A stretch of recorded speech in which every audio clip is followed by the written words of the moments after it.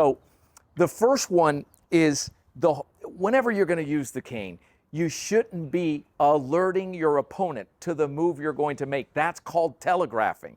So these big movements that you tend to go into when the adrenaline is pumping and you go into these gross motor movements, you have to train. That's the key word. Train yourself to make the smaller, the sharper movements where you don't telegraph. And let me show you what the problem with this is. And Vanessa's going to help me out here today.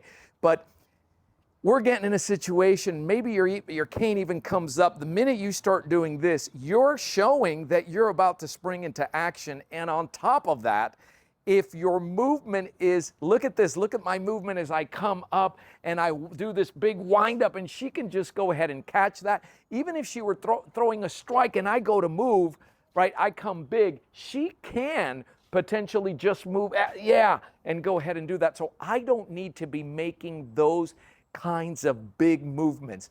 Train yourself to make your shots and be effective really tight.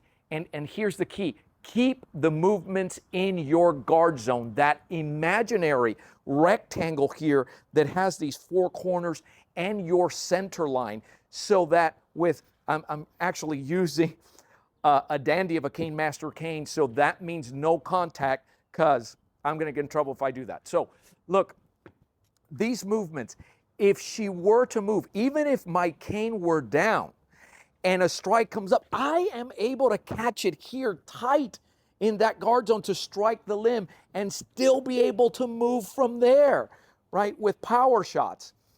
And by the way, when you see me doing, notice that I'm striking where I'm striking that limb that was coming in, maybe a double strike, maybe here. Take out that shin, you win. I don't necessarily have to go to the head. As a matter of fact, that is an absolute last resort.